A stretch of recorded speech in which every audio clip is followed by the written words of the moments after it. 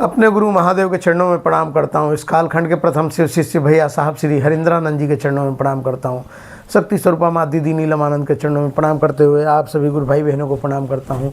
और आज जो चर्चा का विषय है बहुत ही बढ़िया विषय है, बहुत ही सुंदर विषय है, प्रेरणा स्रोत विषय है। और ये बात प्रारंभ होती है, हमारी जो चर्चा होती है, जैसे कि हमें संडे का समय मिलता है, इतवार का रविवार के दिन समय मिलता है, उस दिन हम सभी गुरु भाई बहन मिलकर चर्चा रखते हैं। क्योंकि सभी नौकरी पेशे वाले लोग हैं तो अधिकतर सोमवार मंगल बुध बृहस्पति शुक्र शनि में गुरु बहनाएँ गुरु चर्चा का काज करती हैं, लेकिन रविवार को हम गुरु भाई भी लोग पहुंचते हैं। लेकिन हम जब पहले गुरु चर्चा में जाते थे तो 10 से 20, 20 से 25 यानी हाईएस्ट 30, इससे ज़्यादा गुरु भाई बहन नहीं आते थे। लेकिन अभी एक चिपियाना की गुरु बहना है, उन्होंने कहा कि गुरु भाई मैं अपने क्षेत्र में चर्चा रखना चाहती हूँ। तो हम सब ने कहा कि रखिए, बहुत अच्छी बात है, गुरु चर्चा आप रखिए। लेकिन क्या होता है कि हम लोग जो भी गुरु भाई बहन रखते हैं, हम पर्सनली चर्चा रखते हैं कि भाई मेरे घर है या इनके घर है। लेकिन उन गुरु बहना ने बड़ा ही सुंदर तरीके से 8-10 गुरु बहनाओं को इकट्ठा किया, एकत्रित किया। और एकत्रित करने के उपरांत सभी गुरु बहनाओं ने मिलकर उस चर्चा की व्यवस्था की। जो भी प्रसाद आया या साउंड लगा या टेंट आया, जो भी स्थिति हुई, किसी पर लोड भी नहीं पड़ा। और जिस चर्चा में 25 से 30 आदमी आते थे, उस चर्चा में आए कम से कम 200-250 आदमी। मन देख के बहुत हर्षित हुआ। इसी तरह से एक और गुरु बहना ने, उन्होंने देखा कि इस तरह से हो रहा है, तो भाटिया मोड़ की कुछ स्थानीय गुरु बहनाओं ने मिलकर इस तरह से उन लोगों ने बनाया आयोजन।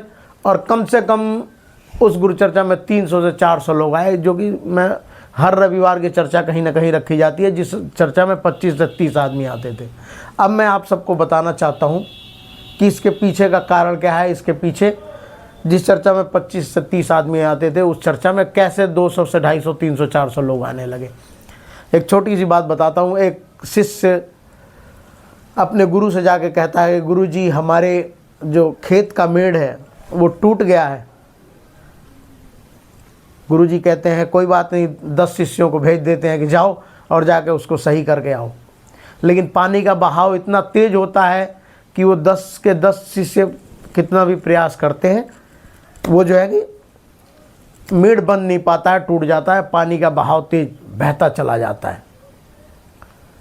फिर वो शिष्य लौट के आता है, गुरुजी हम सब विफल हो गए, 10 के 10 शिष्यों ने बहुत कोशिश की, लेकिन हम विफल रहे, वो पानी रुक नहीं रहा है।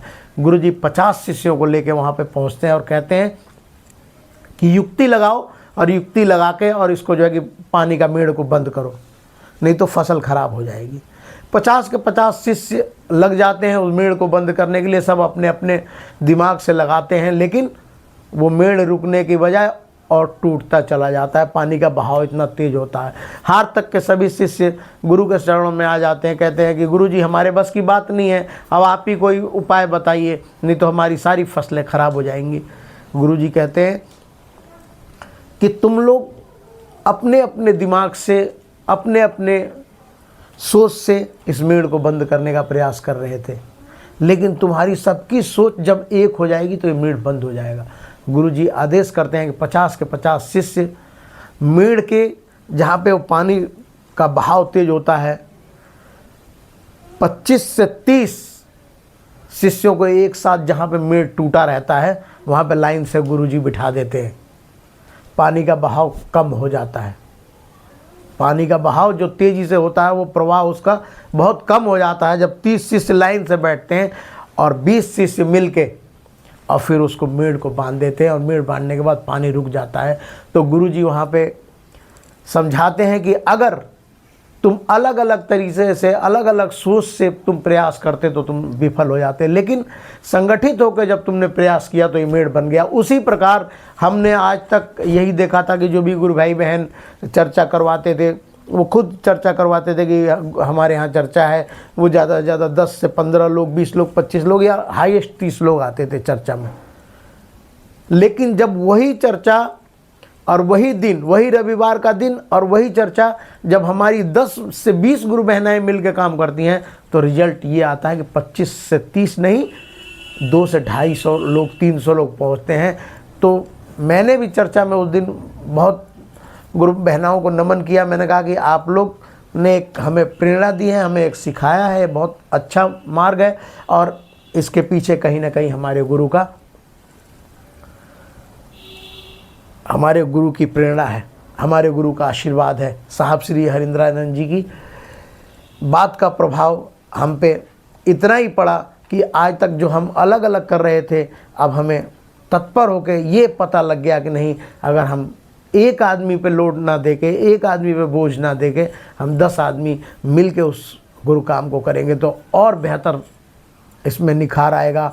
और सभी गुरु भाई बहनों को मैं यही कहूँगा कि ये बहुत ही अच्छा सुंदर नियम लगा मुझे। मैं तो नमन किया, वहाँ पे बार बार मन कर रहा था, उठने का मन नहीं कर रहा था मेरा कि मैं इस मंच से जाऊं, क्योंकि उस दिन अलग ही अनुभव महसूस हो रहा था। ऐसा लग रहा था जैसे कोई महोत्सव हो रहा है, जब वहाँ गुरु बहनाओं की और गुरु भाइयों की कतार जो लगी थी।